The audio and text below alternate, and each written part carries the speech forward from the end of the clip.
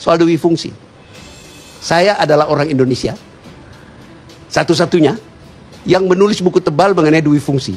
Judulnya Tumbuh dan Tumbangnya Dui Fungsi. Terbit pada tahun 2011. No, 2001 kalau nggak salah. Masih zaman Ibu Mega waktu itu. Sudah diterjemahkan ke bahasa Inggris. Lengkap bagaimana mulanya dui fungsi itu. Mula-mula ada pidato Jenderal Nasution di Magelang yang namanya Jalan Tengah. Nasution itu dalam pidato itu tidak minta dui fungsi. Dia cuma mau mengatakan tenaga berlebihan di TNI supaya dimanfaatkan untuk negara. Yang sebenarnya ide itu tidak baru. Karena kabinet Juanda beberapa waktu sebelum itu sudah memasukkan beberapa kolonel di dalam kabinet. Jadi sebenarnya Nasution itu, beliau udah meninggal, mudah-mudahan beliau tenang di kuburnya, tidak orisinil. Lebih tidak orisinil lagi itu Pak Harto. Apa yang dikatakan Pak Harto, banyak yang diputuskan Pak Harto, banyak sekali yang sudah dijalankan Pak Nas. Saya kasih ada contoh, Golkar. Oh, Golkar bukan partai, bolongan. Sebelum itu Pak Nas sudah bikin IPKI, Ikatan Pendukung Kemerdekaan Indonesia, bukan partai juga, nggak mau disebut partai. Jadi Pak Harto ngikutin Pak Nas. Datang lagi Pancasila Azas Tunggal, itu sudah dicetuskan Pak Nas di zaman demokrasi terpimpin untuk mengganjal PKI dengan tuduhan PKI itu tidak Pancasilais, supaya dibubarkan. Masyumi kan sudah dibubarkan sebelumnya, PSI dibubarkan sebelumnya karena dua partai itu dianggap terlibat PRRI.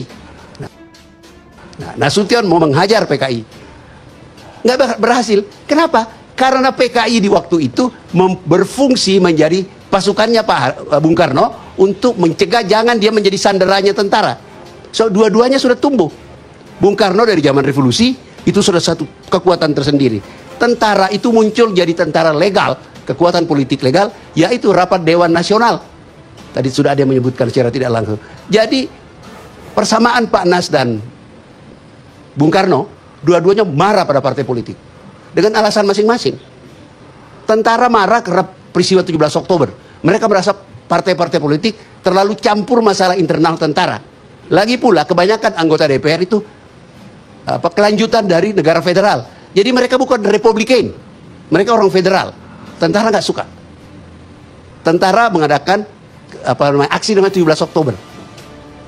Begitu hebatnya Bung Karno pidato di tangga istana. Meriamnya yang dipasang Kemal Idris almarhum ditarik, tidak nembak satu peluru pun. Dan para kolonel ini, Nasution berhenti masuk Kejaksaan Agung karena ada kecurigaan makar. Gatot Subroto pulang ke Makassar sebagai Panglima TT7 dikup oleh Kolonel Warou, kepala stafnya. Karena pengaruh Bung Karno luar biasa hebat. Nah, pada satu saat dalam perjalanannya tahun 55 Pak Nas diangkat lagi menjadi KSAD. Tahun 53, 52 setelah 17 Oktober berhenti. Tapi dalam proses perjalanan, istilahnya Pak Nas, beliau retrospeksi. Hasil retrospeksinya itu membuat beliau dekat pada Bung Karno. Oleh Bung Karno diangkat lagi melalui tangan kabinet Ali Sastro, ya, Menteri Pertahanannya kalau nggak salah Iwa Kusuma Sumantri, diangkat menjadi KSAD, naik lagi. Ini orang-orang kan usianya masih muda, pensiun nggak bisa, umurnya baru berapa, 30 sekian. Jadi berkuasa lagi. Nah, sejak itu kerjasama lah Pak Nas dengan Bung Karno dengan tema yang sama, melawan kekuatan politik sipil yang mereka anggap tidak becus. Sekian puluh tahun kemudian kata-kata itu muncul di bukunya Pak Ali Murtopo, Strategi Pembangunan Nasional. Bahkan beliau mengatakan di buku itu terbitkan CSIS, saya sudah lupa yang mana, ada beberapa buku, itu mengatakan sipil itu subversi. Kalau kita serahkan Indonesia kepada mereka, bubar Indonesia.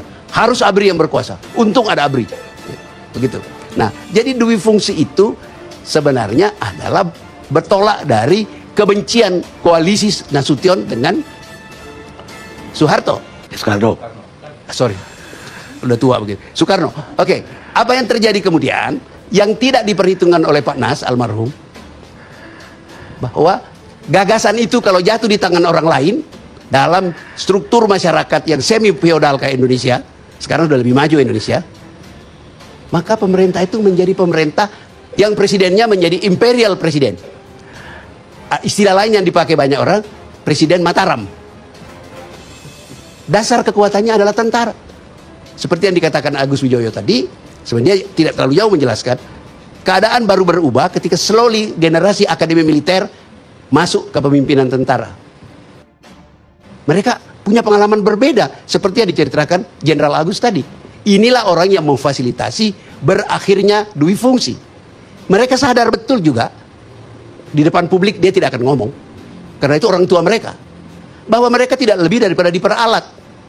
Orang yang pernah mengatakan itu kepada saya, dua jenderal, Anda pasti tahu, Jenderal Sumitro dan Jenderal Harsudiono Hartas. Beliau masih hidup, Pak Harsudiono Semarang sakit. Mereka bilang, kita hanya diperalat saja.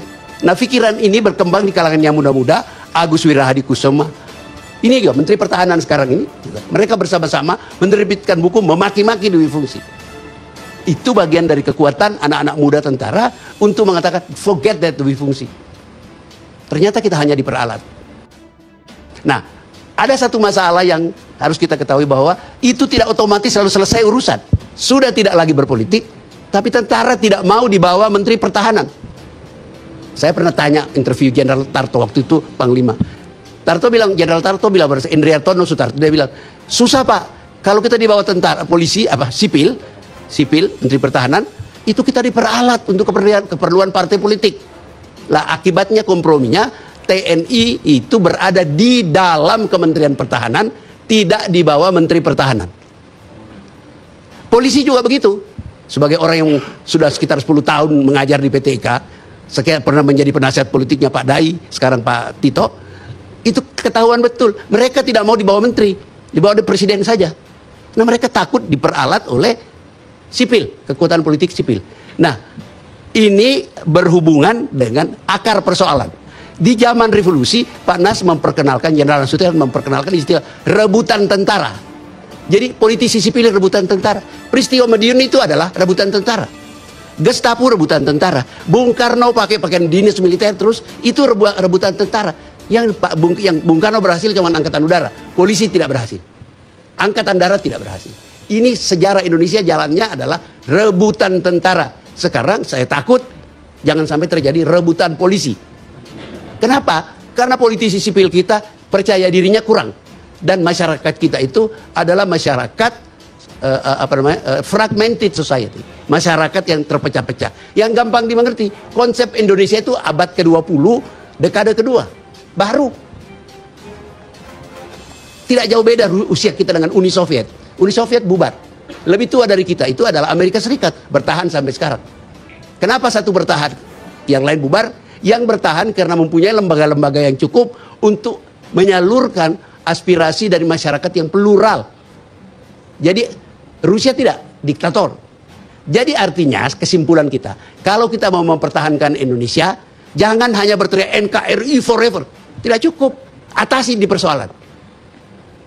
Sembuhkan penyakit mereka dari rebutan tentara, sembuhkan penyakit mereka, maksud saya politisi, rebutan polisi. Kalau enggak kacau negeri ini. Nah, dalam rangka itu menarik untuk melihat pendapat publik mengenai apa yang terjadi yang kita bicarakan sekarang ini. Coba Anda lihat data yang menarik. Presiden kita adalah orang yang didukung oleh PDIP. Orang PDIP menganggap kader, tapi sebenarnya Pak Jokowi itu bukan kader PDIP. Okay? Pengamatan saya sebagai ilmuwan politik. Menteri dalam negerinya mantan sekjen PDIP. Coba Anda berpikir, pada saat menjelang pemilu begini, pilkada dan pemilu, apakah Anda heran kalau orang berpikir macam-macam? Saya tidak mengatakan pikiran itu benar. Saya cuma bilang, jangan heran kalau timbul pikiran macam-macam. Curiga atau apa begitu. Dan ini menjadi sebagai seorang ilmuwan politik, saya banyak sekali diundang memberikan istilah mereka pencerahan. Itu mereka sampai bertanya, ini kekuatan-kekuatan yang tidak pendukungnya Pak Jokowi. Itu mereka bertanya, siapa sih Tito itu, agamanya apa? Subhanallah, saya bilang, dia itu baru naik haji. Dan saya dengar kabar, wartawan itu dengan agak halus oleh Pak Tito dikatakan, mau ditulis, saya kan baru pulang haji. Karena beliau tahu, beliau dicurigai. Jadi ada rebutan tentara, dulu, mudah-mudahan sekarang ada lagi, sekarang rebutan polisi. Nah, ribut kita ini harus dilihat dalam konteks itu. Dalam konteks soal rebut-rebutan itu. Nah, satu lagi poin yang mau saya sampaikan, soal cerita ini netralitas. Bagus. Tapi kita, generasi kita itu kan mengalami Orde Baru. Berapa besar janji, berapa banyak janji Orde Baru yang tidak dijalankan. Itu kan menimbulkan trauma pada kita. Apa benar itu yang dibilang pemerintah? Kepercayaan kepada pemerintah, kepada negara, sampai sekarang itu belum pulih. Jadi don't take it for guaranteed. Kalau Kapolri, Panglima TNI, Jenderal ini itu mengatakan, oh kita akan netral. Siapa yang jamin? You bisa jamin? Nggak bisa. Taruhlah Allah kirim malaikat menjamin. Apa rakyat lihat malaikat dan percaya? Oh sudah dijamin malaikat? Belum tentu. Jadi bawa itu kepada pertimbangan bahwa masyarakat ini sedang dalam proses pemulihan akal sehatnya. Karena lama mereka dibohongi. Negeri ini usianya 70 berapa? 71? 73. Hampir 73. 40 tahun Republik Indonesia yang dicita-citakan berkedaulatan rakyat, 40 tahun di bawah pemerintahan otoriter. Hitung saja kombinasi masa Orde Lama dan Orde Baru. Itu menimbulkan luka di dalam sukma bangsa ini. Untuk kemudian sehat percaya kata kepala penerangan polisi, kepala penerangan ABRI, TNI, it will take time. Mudah-mudahan berjalan linear sehingga kita tidak terus-menerus berada dalam keadaan seperti ini. Mungkin itu aja yang mau saya sampaikan. Sebenarnya masih banyak, tapi saya udah kantuk.